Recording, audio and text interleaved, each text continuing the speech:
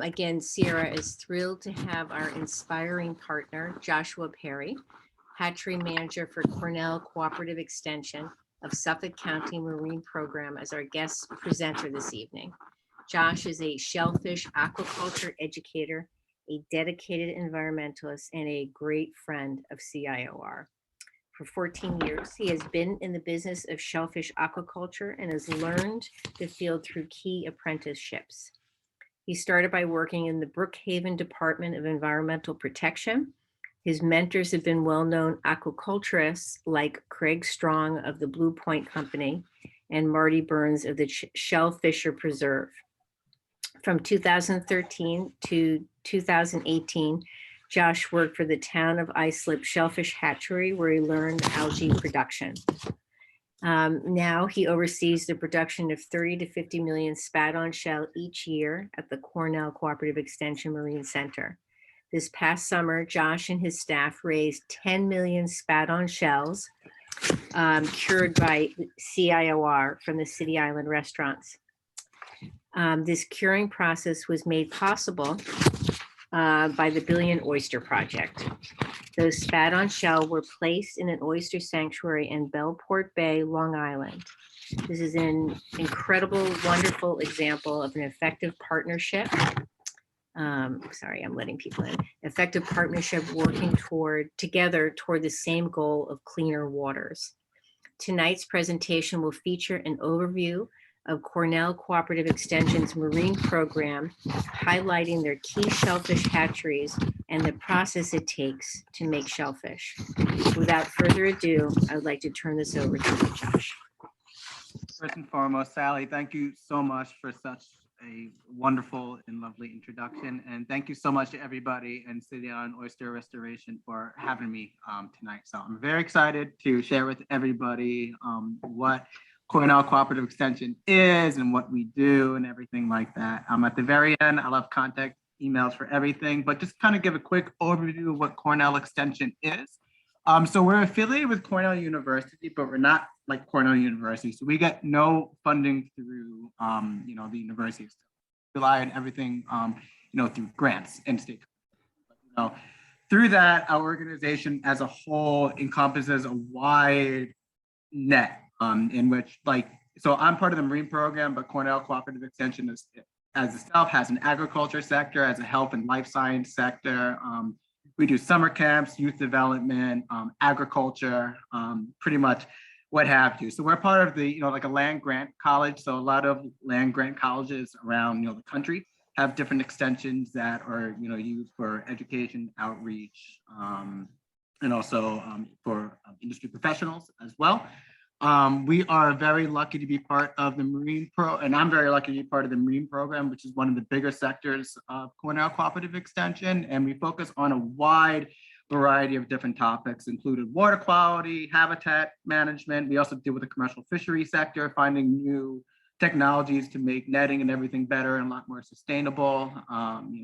We have a whole summer camp at our Marine campus, got a little skewed with COVID and everything. So we're hoping to bring that back because that was a huge part of what we did as well.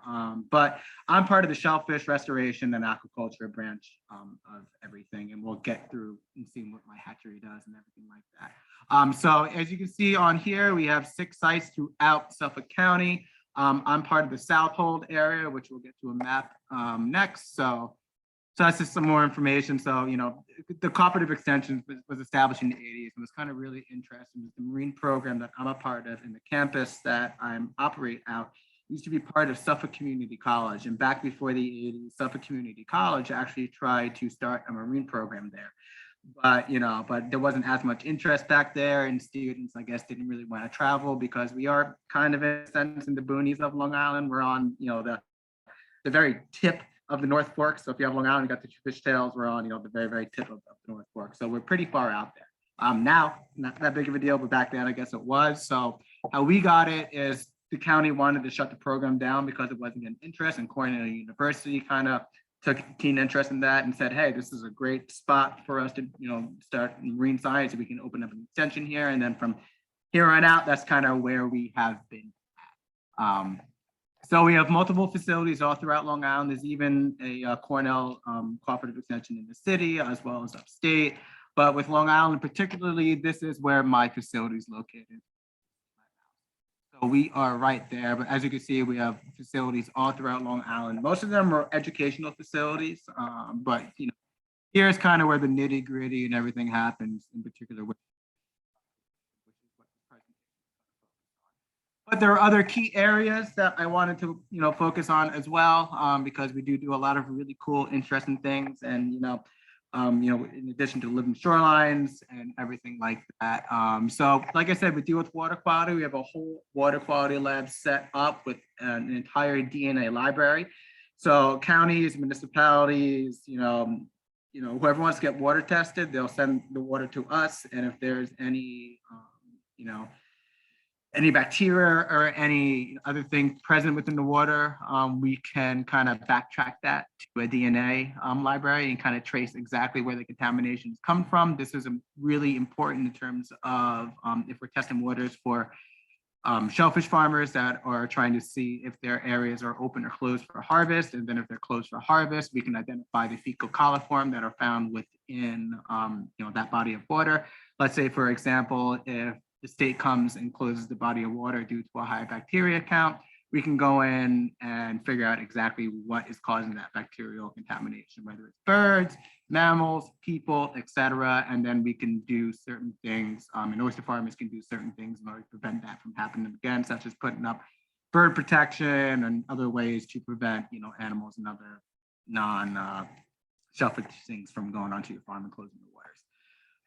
We also do stormwater management and taking samples for that and monitoring all groundwaters. But that's, like I said, a completely separate lab from what I particularly do. And if you guys, again, have any interest in that, at the very end, we have my email. So you can send me an email interest in that, and I can kind of divert you to the like I said before, we deal with all the commercial fishing sector of everything, finding new technologies and working with commercial fishermen to have better harvest and landing practices. We also have a program, the LI Fish. I can find the website after we're all done if you guys are interested. That kind of shows different ways of preparing, somewhat sustainable species that you wouldn't necessarily think of eating that are actually quite delicious, such as sea robins or dogfish. And let me tell you, if you guys, anybody in here that fishes and you guys throw sea robins back, you're doing yourself a pretty huge disservice. They are incredible and they make amazing fish tacos.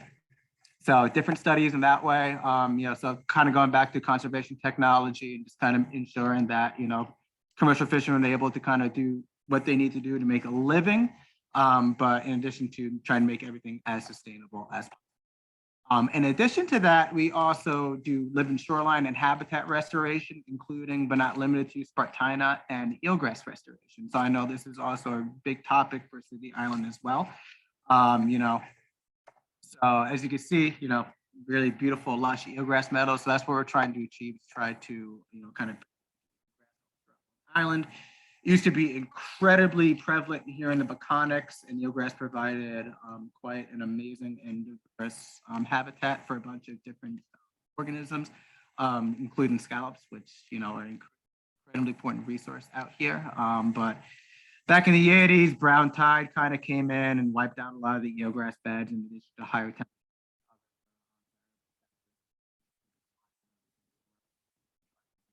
Back. We take eelgrass seeds as well as Spartina seeds and propagate them in-house to be sent out to different areas for restoration purposes. And all these are all different dive sites that eelgrass beds are located that we monitor on, pretty regularly.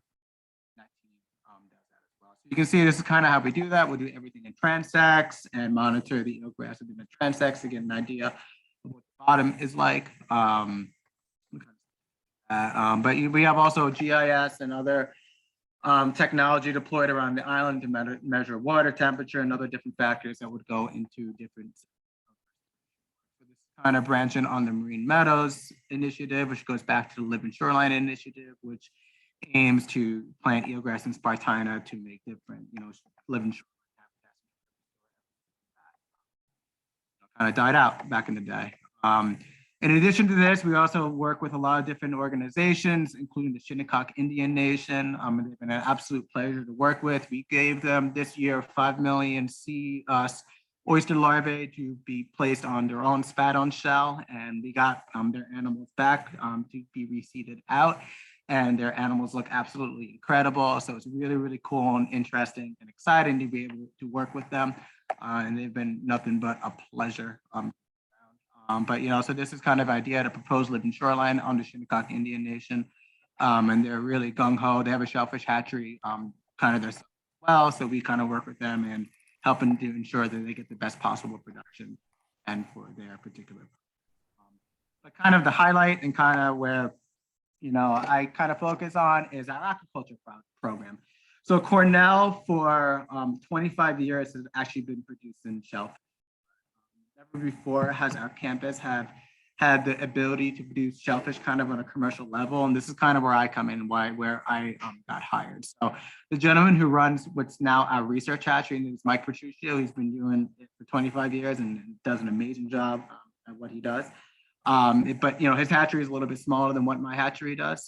So he's able to produce quite a large amount of animals per year. But since we have space and everything to do so, we're able to produce animals on a commercial scale. He's able to produce it on a little bit smaller scale, but he can still produce millions of animals.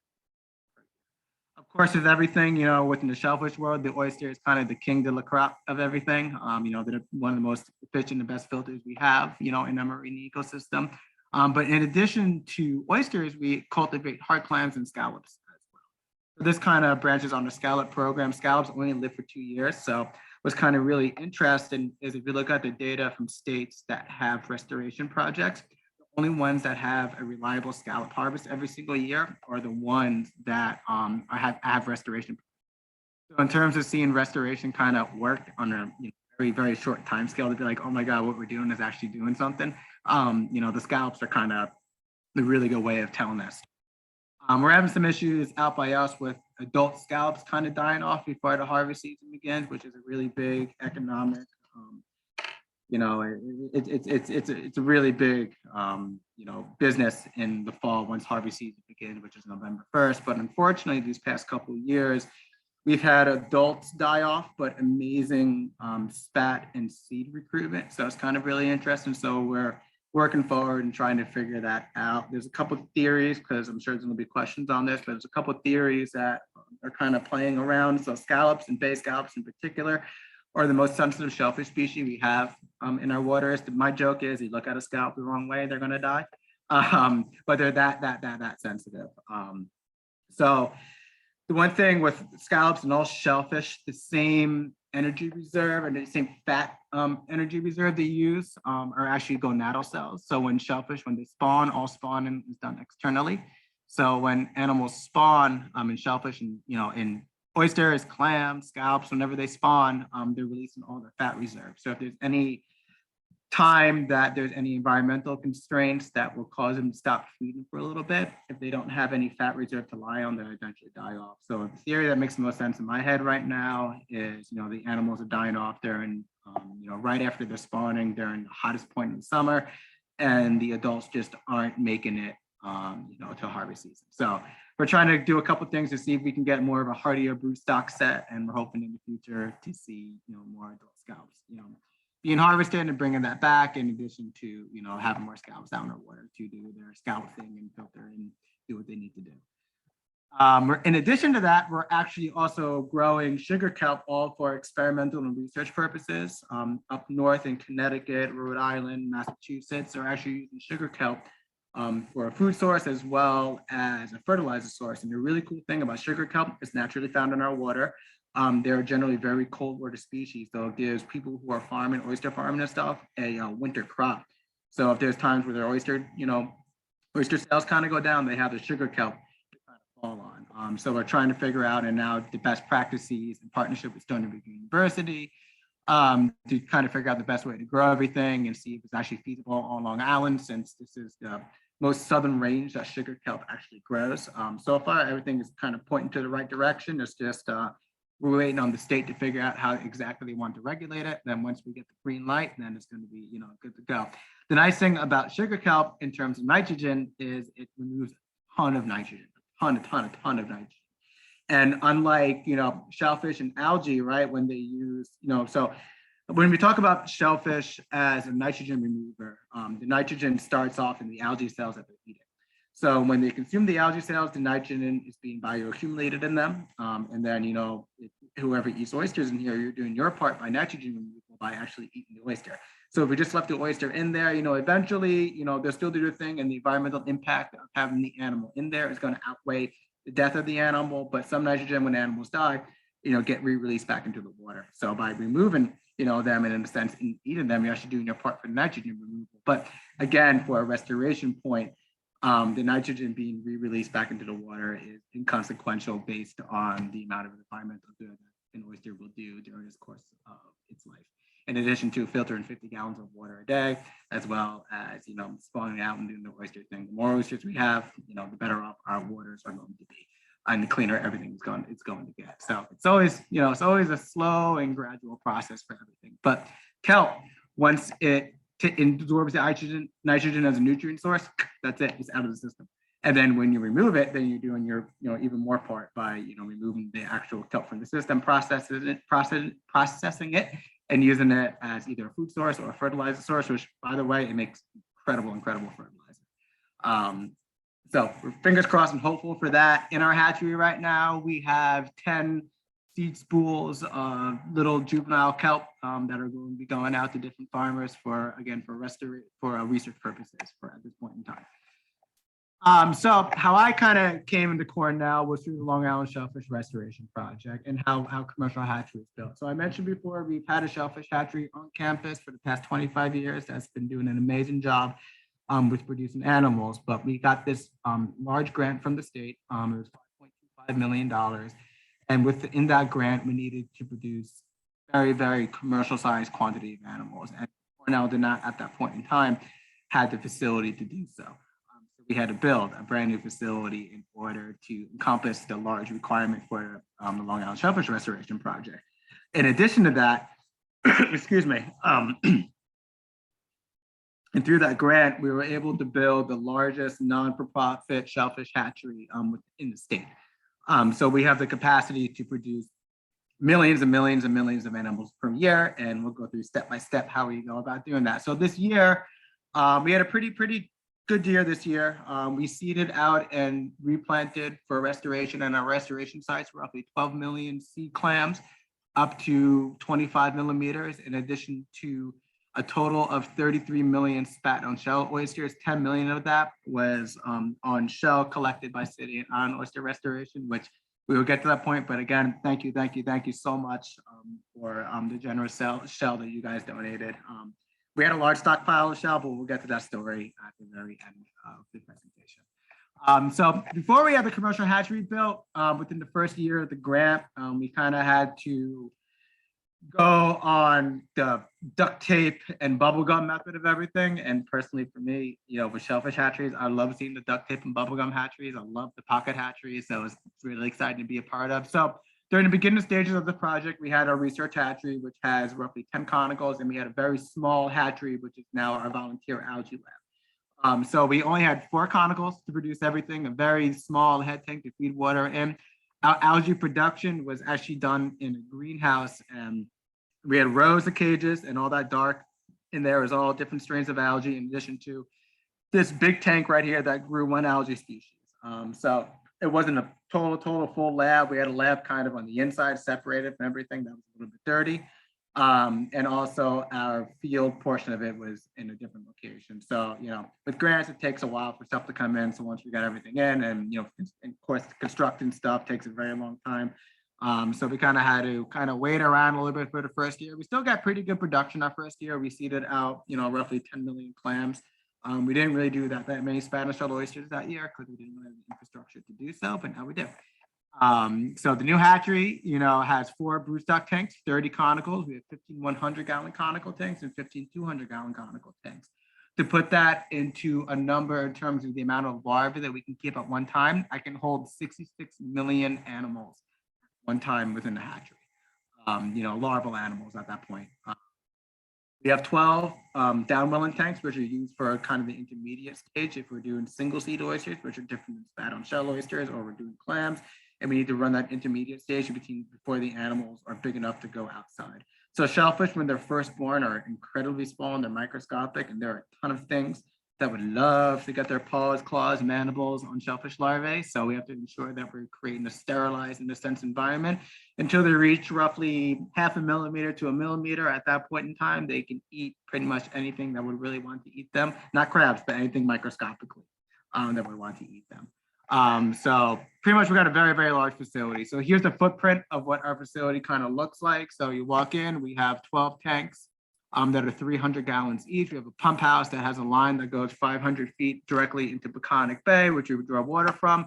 We have 4 3,800 gallon set tanks that can hold 10 million animals per tank. We have 4 bioreactors that are used for algae production, in addition to a 40 bag CCAP system, which utilizes plastic bags.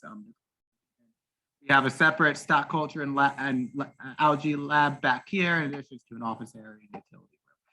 In addition to that, we have 12 tanks that we use for upwelling purposes. So once the animals get past the intermediate stage, I can't feed them with the algae that we grow in house. And again, the reason why we need to grow our own algae strain is because in algae cells is because all the water coming into the hatchery is heavily filtered. We don't want anything microscopic that would want to eat our animals to eat, pretty much to eat our animals.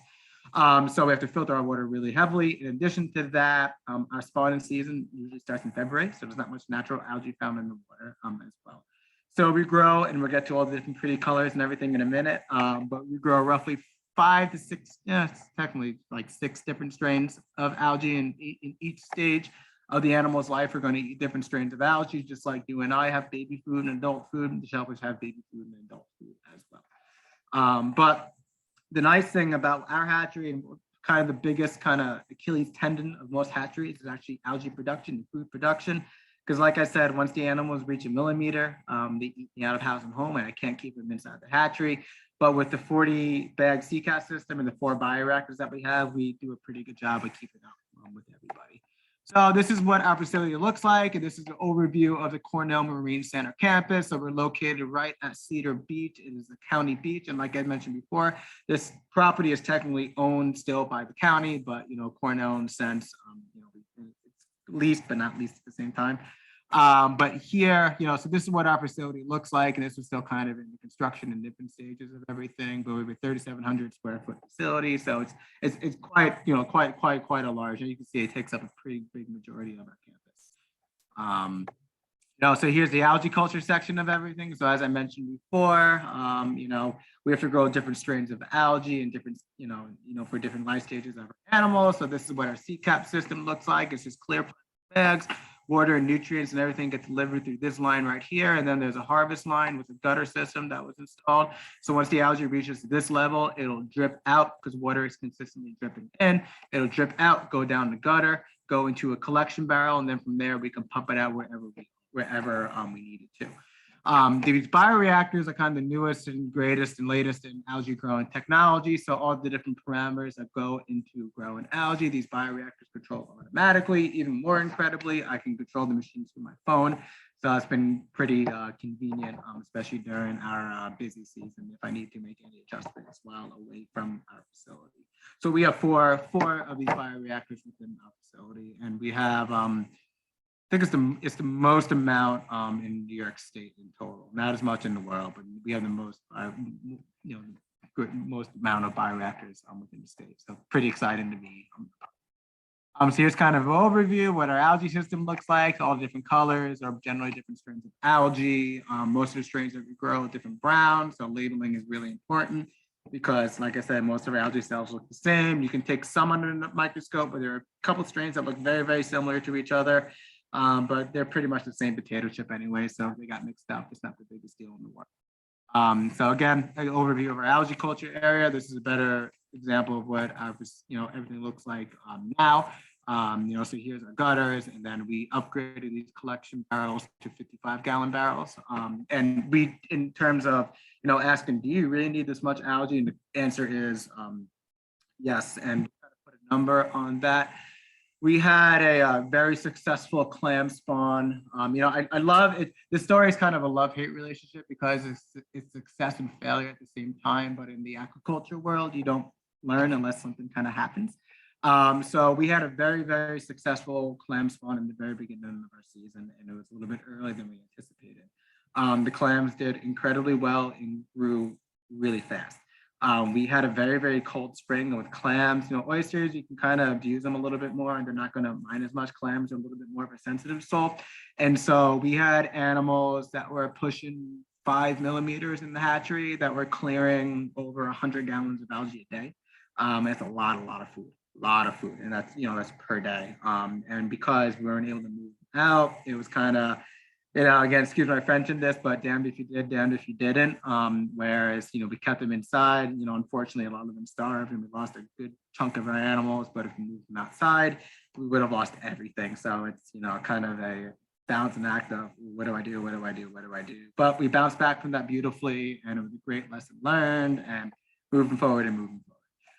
Oyster spawns this year went flawlessly, and no hiccups like that. So these are our broodstock tanks. So we have 4 of these. So this is where we condition our animals to spawn. Conditioning is a process in which we take our animals from the outside environment inside, and we feed them a ton of food. As I mentioned before, the same cells that are used for gonadal production or fat reserves. So if they are hungry, they're going to reabsorb the gonad, and when we go to spawn them, we're not going to get as many babies as we possibly. Shellfish hatchery, we want to produce as many babies as we possibly can in the shortest amount of time. So keep, happy fed parents will lead to happy and healthy babies. And that's kind of our main goal. Shellfish are very temperature sensitive when it comes to spawning. If anybody clams that is in this presentation right now, if you have a clam kind of in the beginning stages of summer or even midsummer, you have a clear bucket of water, you place your clams in that bucket of water, the sun beats down on the bucket of water, all of a sudden your clear bucket turns cloudy, it means your shellfish spawned. So we kind of do the same thing. So all the broodstock is kept at a very, in a sense, mid temperature. So they're kept at roughly 65-ish degrees. It's warm enough that they're going to actively feed, but cold enough that they're not going to want to spawn. And just like, I have a metabolism, shellfish have a metabolism as well. The warmer it is, the more they're going to want to eat. The colder it is, the less they're going to want to eat. But we keep it kind of the mid where they're going to, want to eat, but not necessarily spawn. Doesn't always happen. Accidents, of course, always happen because it's nature. Nature is a machine and nature is never perfect. But, we do the best that we can and try to prevent accidents from happening. But when they do, oops, and we can always try again. The nice thing about shellfish, if something happens, we can always make more. Which is kind of amazing about these animals.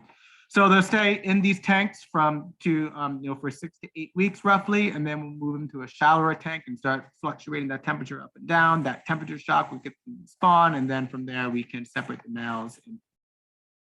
So this kind of tells the story of our clams, but oysters, the processes to raise them are incredibly similar. There's a couple of different things when you get to that metamorphic process, when stop being a free swimming larvae to the shellfish we all know and love, but in general, it's pretty much the same thing. So healthy parents, you spawn the animals out, you raise a larvae, and all these little dots are all free swimming larvae. From there, they'll go through metamorphosis and become a seed animal.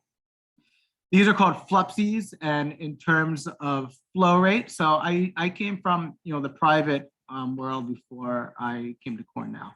So Sally mentioned before, I worked for the town of Pasture. By that point in time, it was like a private company working out of the public hatchery. But long story short, what I'm going with this, we used to say more flow, more grow, more dough. So the more flow we gave our animals, the quicker they're going to grow and the more money we make. In the restoration side, our money is the amount of animals that we are able to put out and the good that we're able to do for the environment. The more flow we give our animals, the quicker they're going to grow. So we have a facility that we're able to kind of pump water through them, but in a sense, to really pump them up to get to a big size, it's not necessarily enough. So what we do is it's called a flupsy, and we'll get to what a flupsy in a second, but this is really cool. So shellfish spawning is all done externally. So here is a video of a female clam releasing her eggs. And it's kind of really neat because you can identify the sex of an animal when they spawn. There's no way to tell until they spawn.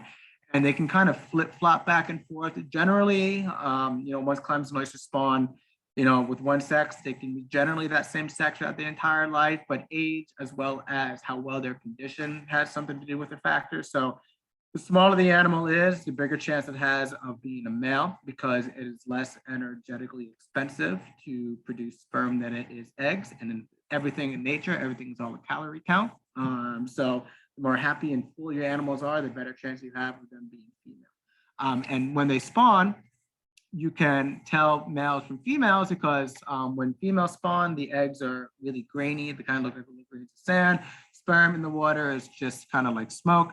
But once we identify females, and so you can see this is all a clam that is all releasing all of her eggs. And this is an example of a really, really excellent spawn. And that's what we're kind of looking to achieve is a ton of eggs coming out of the animals.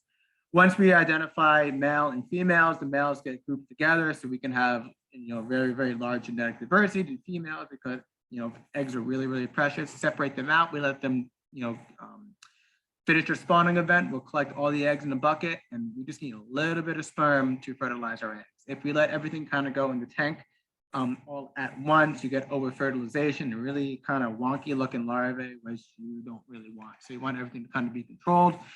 The amazing thing about shellfish production is larval development is incredibly fast. So we can start to see cell division within 45 minutes of fertilization.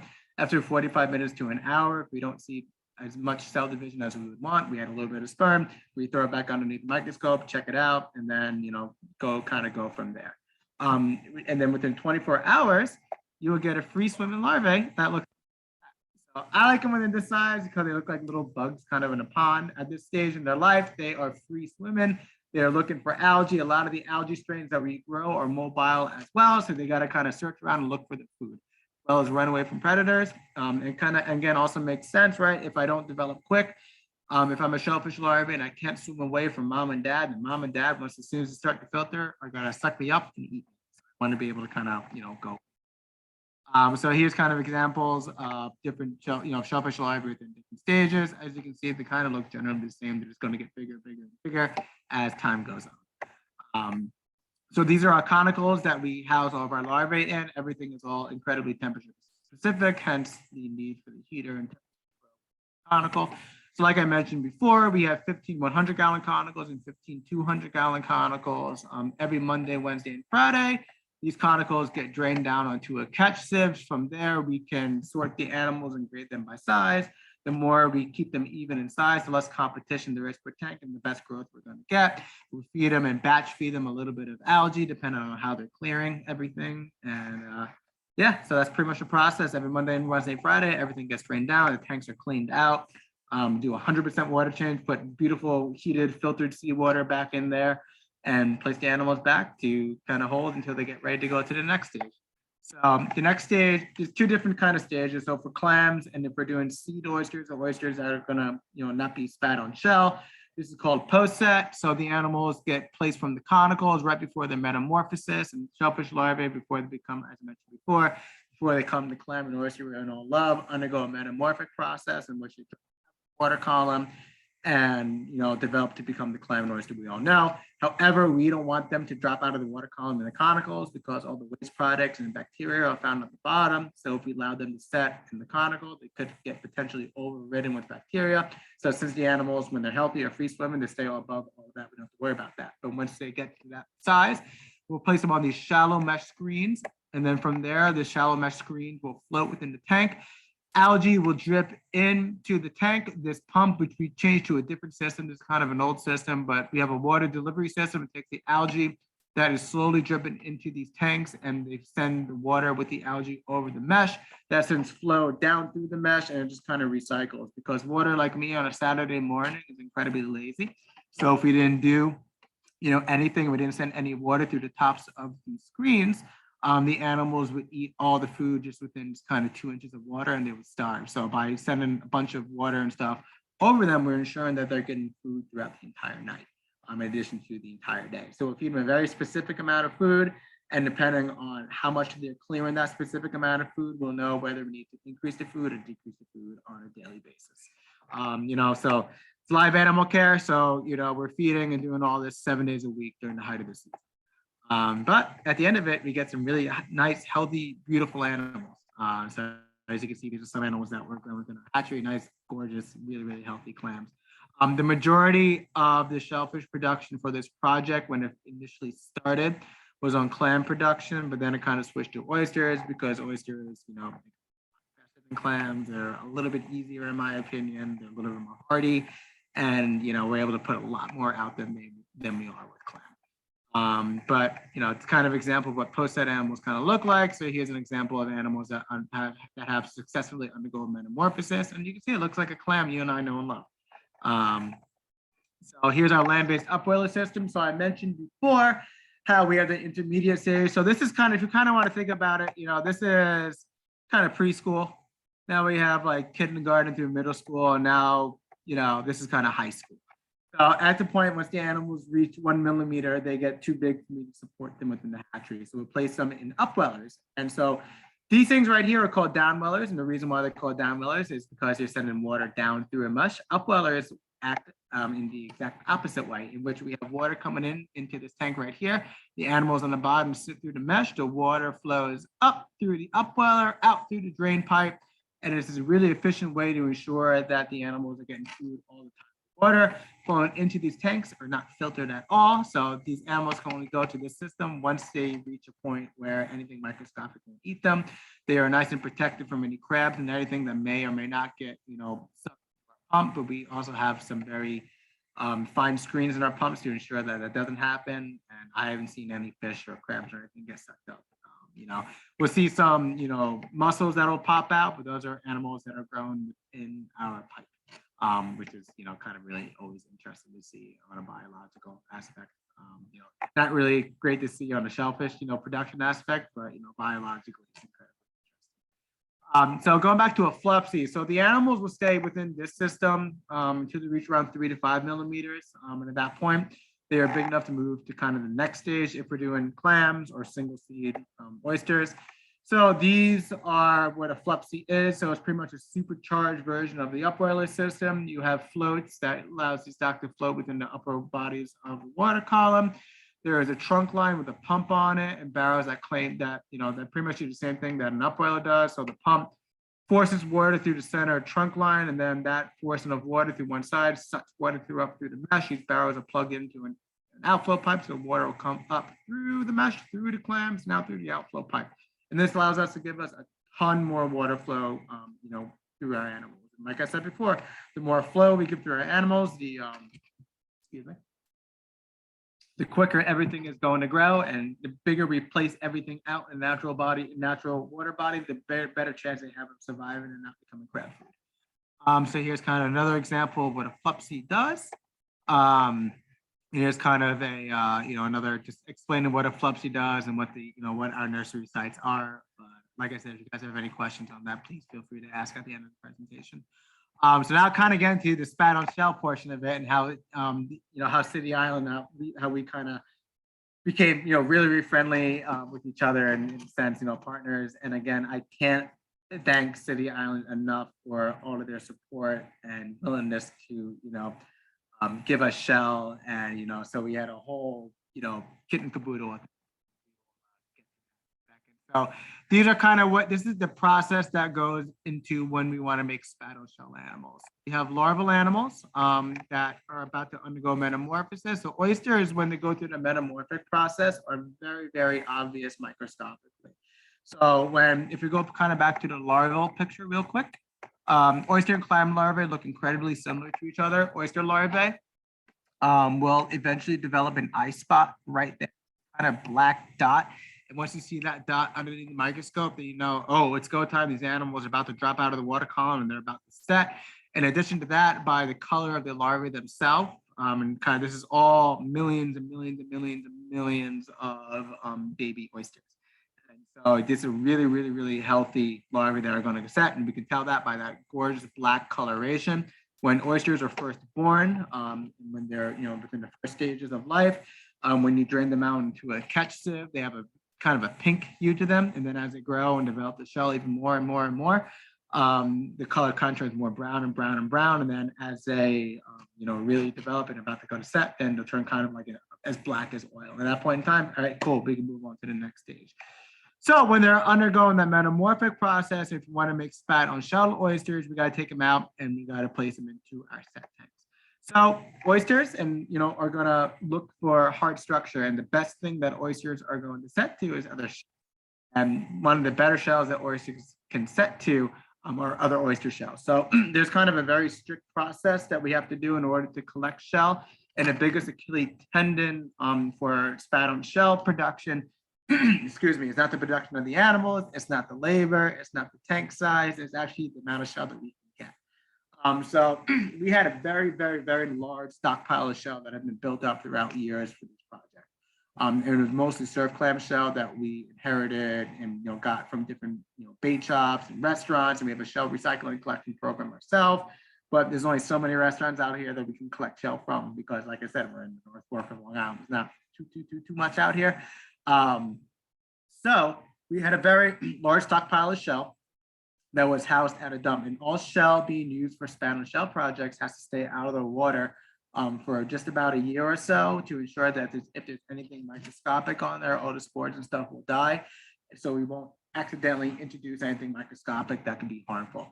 If it's shell that's found in New York State, they're a little bit lighter on that, but still has to remain out of water for a set period of time. So we'll collect the shell. We have a shell washer that we send our shell through, that we get everything all nice and clean, so it looks all beautiful and not dirty like that. We'll place our shells into a tank, and then at that point in time, we'll place the animals within a couple of days, and hopefully have some happy and healthy oyster larvae. We'll get to more specifics in the process in a minute. I just wanted to highlight really quickly next the different sanctuary sites. So your guys's, so we got again.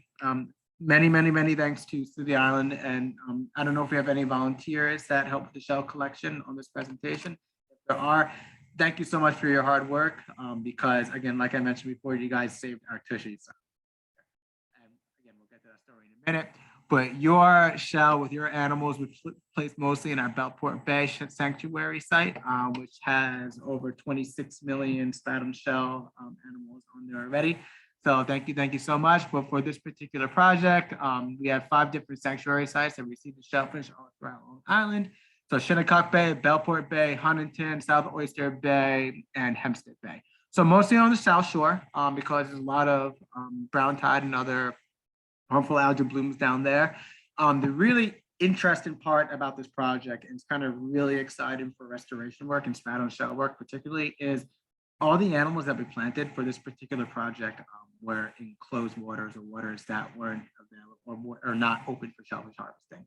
So this is kind of one of the first times that the state has allowed, for any organization to put a potential food animal, in areas that are closed for shellfish. So that's very, very exciting.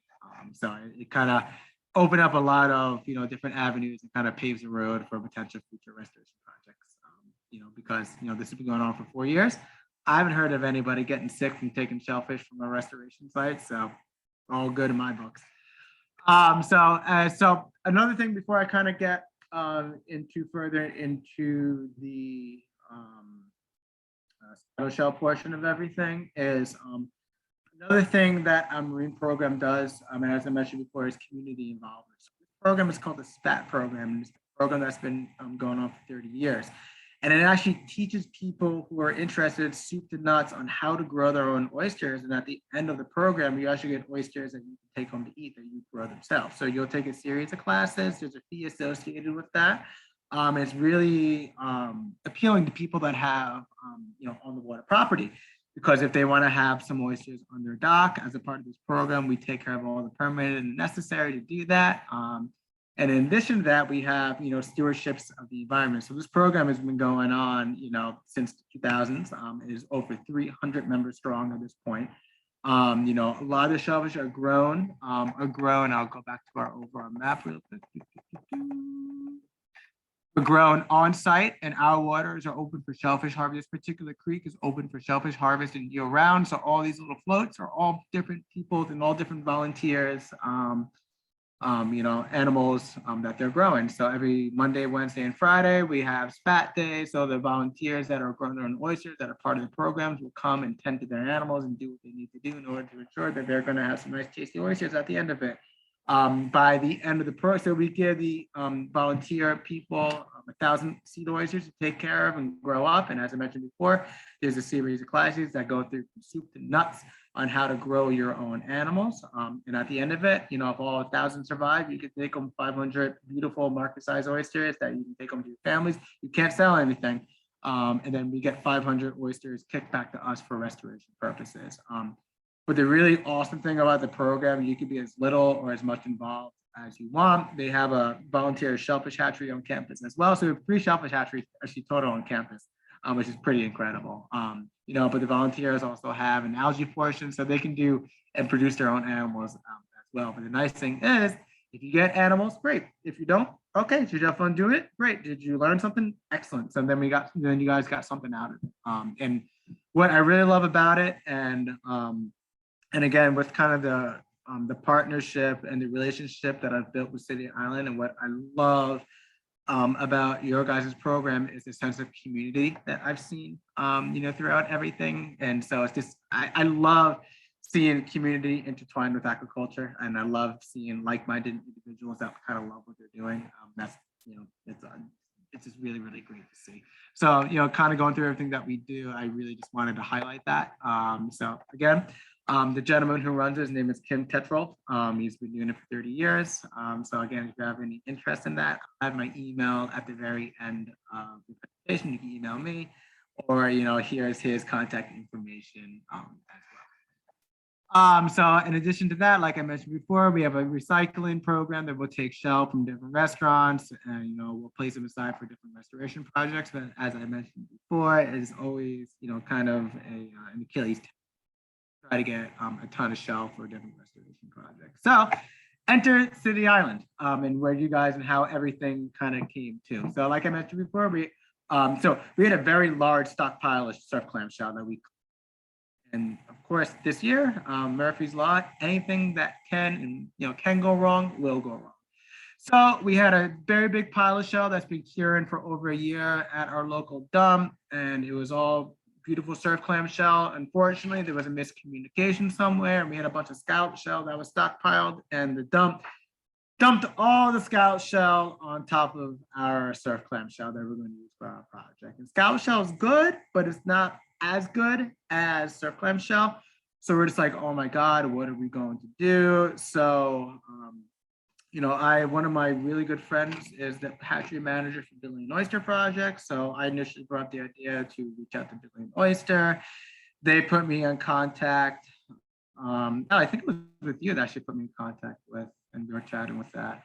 But long story short, Billy and Oyster Project put Cornell in contact with City Island Oyster Restoration. They were right away, no problem. We have a whole stockpile of shell ready to go. You guys can pick it up wherever you want. And oh my God, what a relief it was.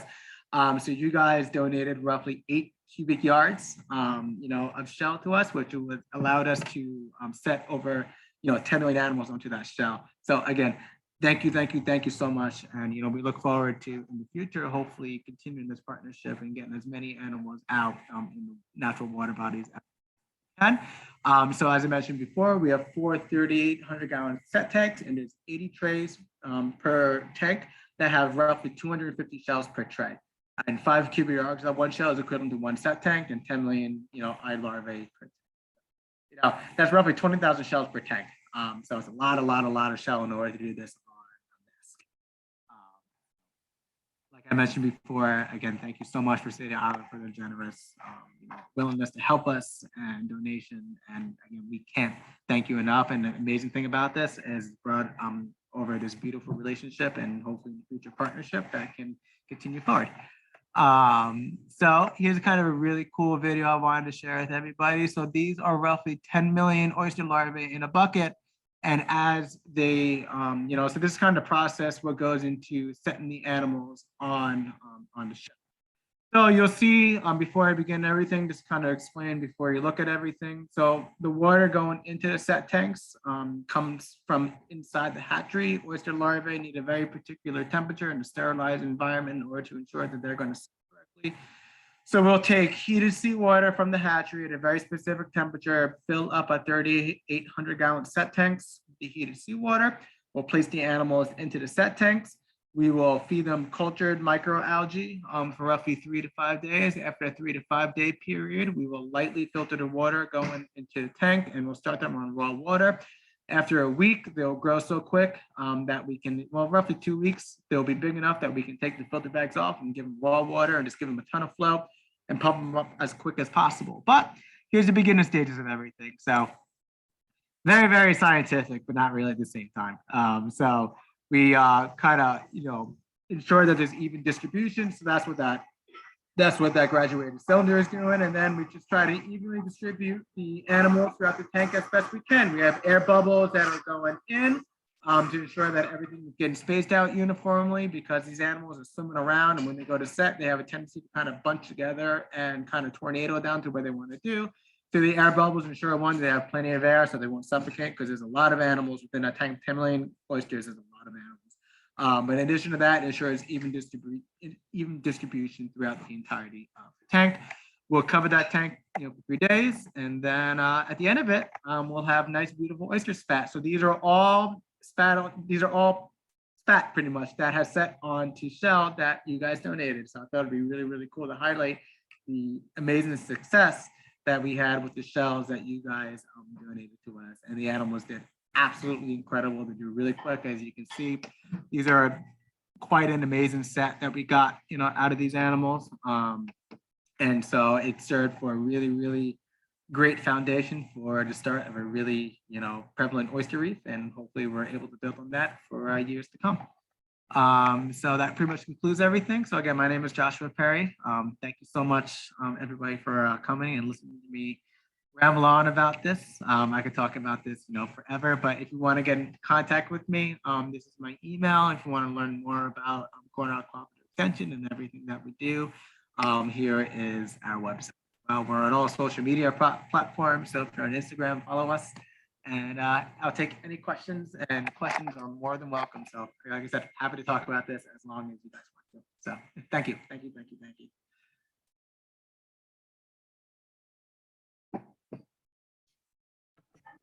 So I have a question.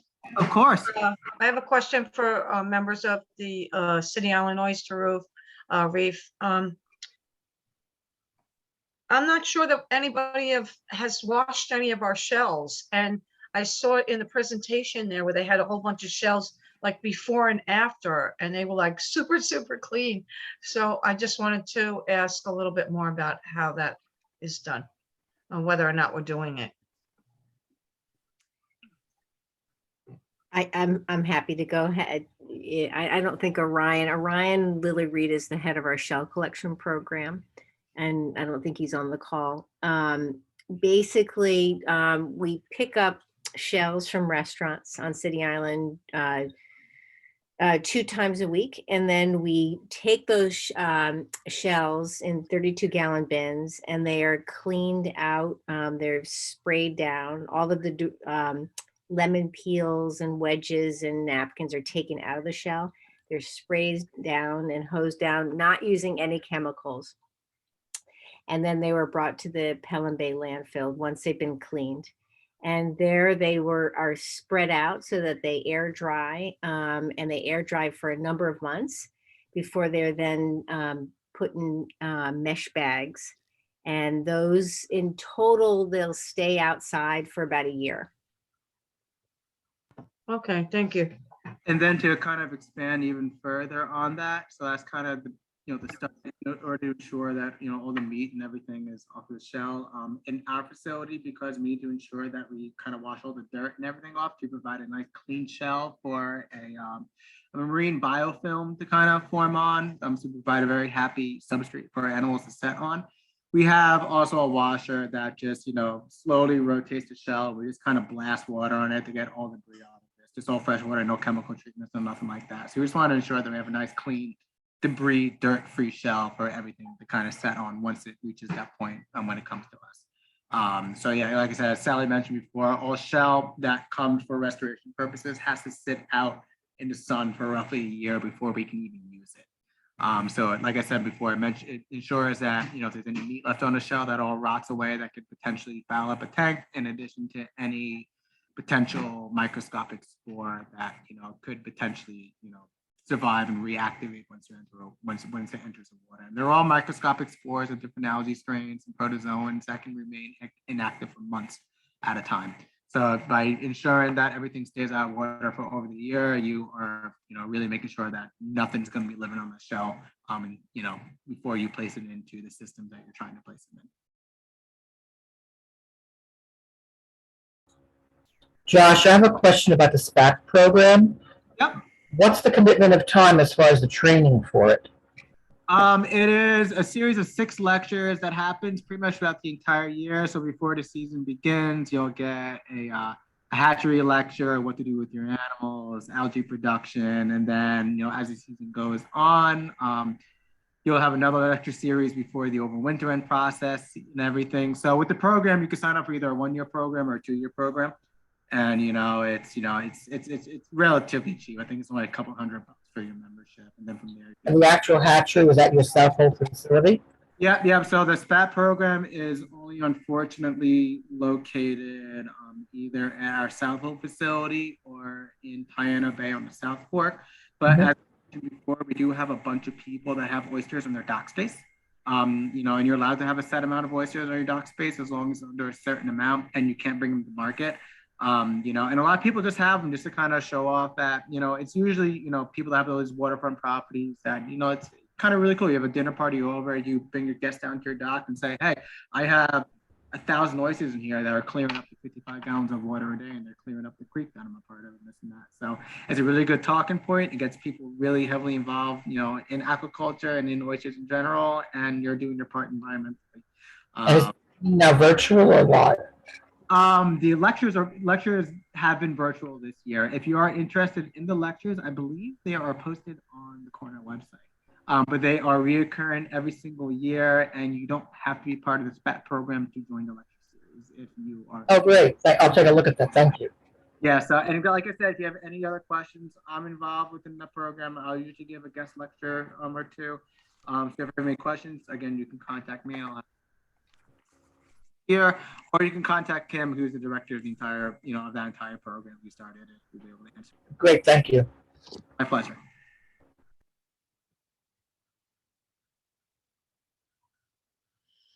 Well, Josh, I'm not sure there are any other questions. Does anyone else have any other questions?